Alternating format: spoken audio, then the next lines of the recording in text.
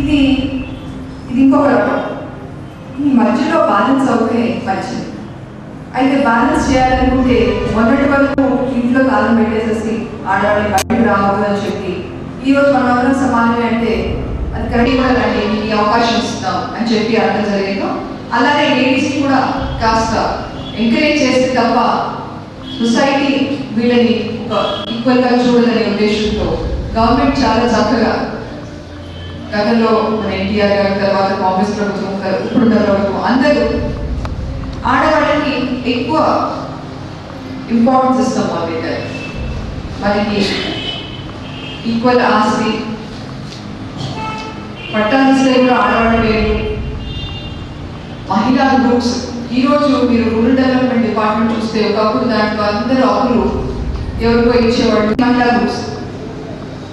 ఏ రోజు మొన్న ఒక మీటింగ్ జరిగింది నిజామాబాద్లో మహిళా గ్రూప్స్తో.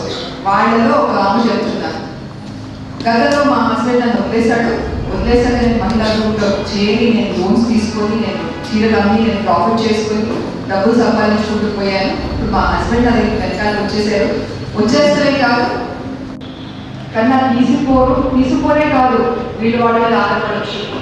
అంతకుముందు ఆడవాళ్ళు ఏముంది సంపాదించేది మగవాళ్ళు, సంపాదించేది నేను లైఫ్ స్టూడెంట్ నేను చేస్తాను అని మాట్లాడేవాడు.